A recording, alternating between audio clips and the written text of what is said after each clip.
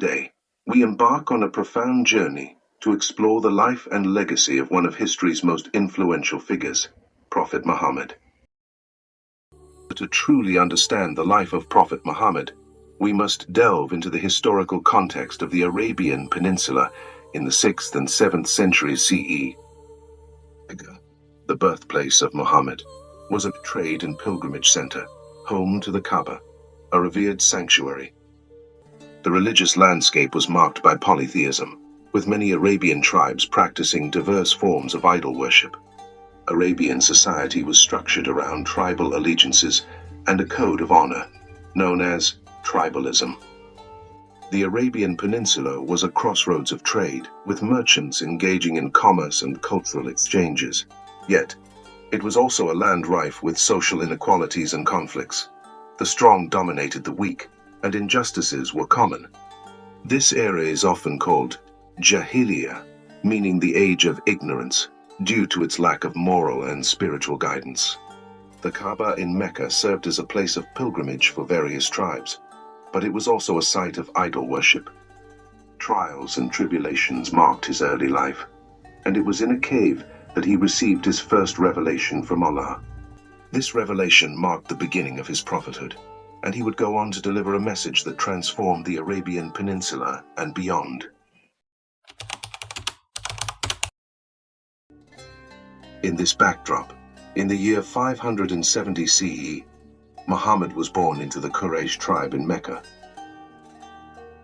Mecca, his birthplace, was a bustling center of trade and commerce, and it was home to the Kaaba, a sacred sanctuary believed to have been built by the prophet Abraham and his son, Ishmael.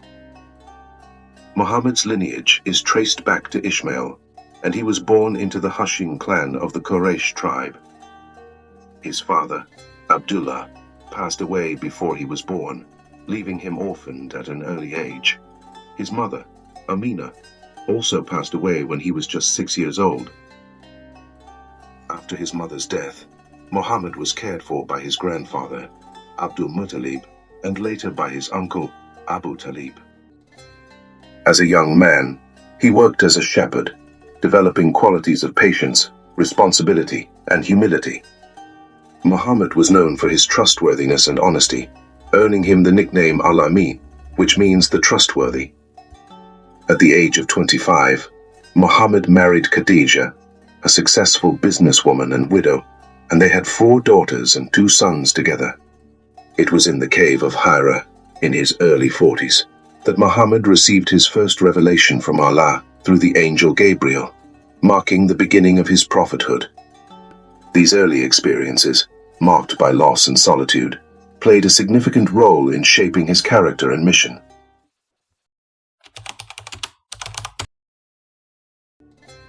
Muhammad received the word of Allah, a series of revelations that would become the Quran, the holy book of Islam. Overwhelmed by this divine encounter, Muhammad returned home, trembling, to his wife Khadija. Khadija, a source of strength and wisdom, reassured him, recognizing the divine nature of the message. This marked the beginning of Muhammad's prophethood, and the message he received was clear: there is no God but Allah, and Muhammad is his messenger. Over the next 23 years, Muhammad received a series of revelations covering matters of faith, ethics, morality, and guidance for daily life.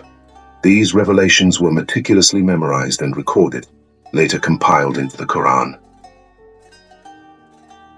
Muhammad's message found resonance among a growing community of believers who would become the first Muslims. However, as Islam spread, it faced fierce opposition from Meccan leaders who viewed it as a challenge to their power and the established order. In 622 CE, due to increasing persecution, Muhammad and his followers migrated to Medina, an event known as the Hijrah, marking the Islamic calendar.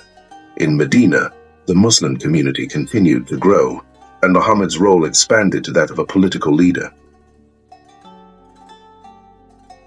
The Quran provided guidance on numerous aspects of life, including social justice, governance, and relations with other communities.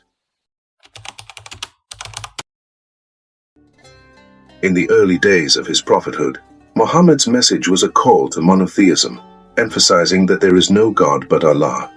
The core of his teachings can be found in the Quran, the holy book of Islam, which provides guidance on all aspects of life.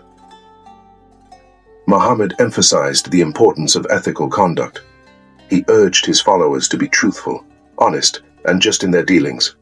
His message of compassion extended to all, encouraging kindness to family, neighbors, poor, and even animals.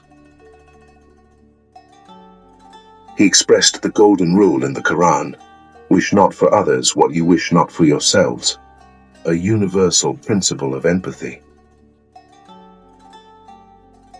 Muhammad's teachings fostered a sense of brotherhood among his followers. He emphasized that all Muslims are equal in the eyes of Allah, regardless of their backgrounds. Prayer, or salah, became a central practice, reminding Muslims of their connection to the divine and the need for regular reflection. Fasting during the holy month of Ramadan is a spiritual discipline, promoting self-control and empathy for the less fortunate.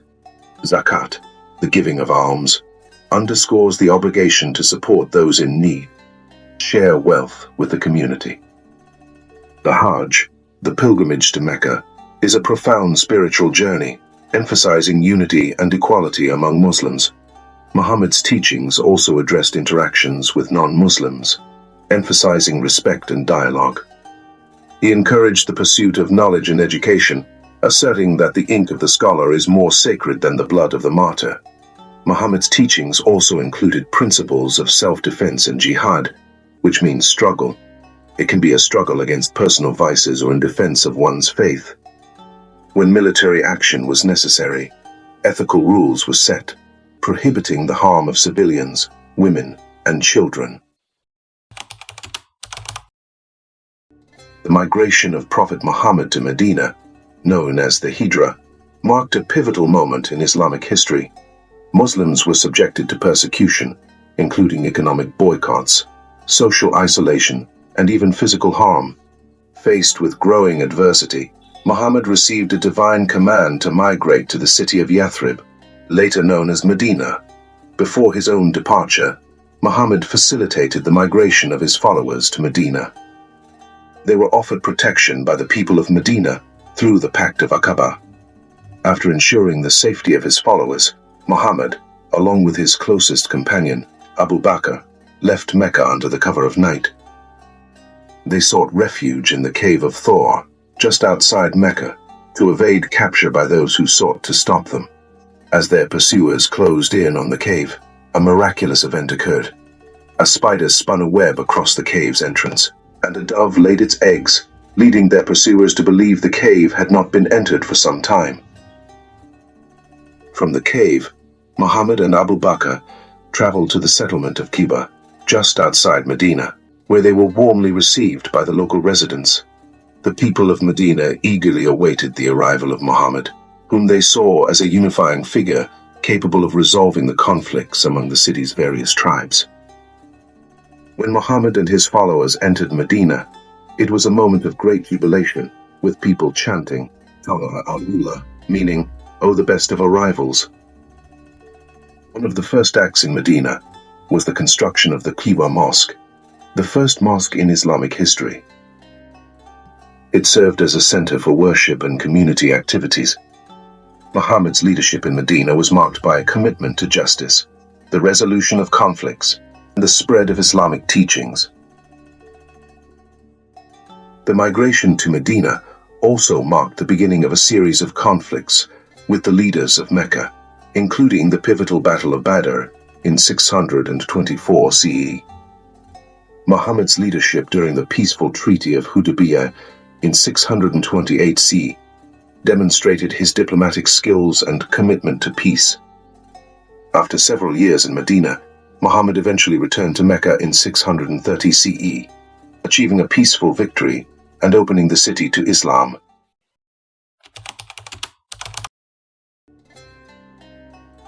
In his final days, he continued to emphasize his message of compassion, justice, and ethical conduct. 10th year of the Islamic calendar, Prophet Muhammad, surrounded by tens of thousands of pilgrims, set out on his farewell pilgrimage to Mecca.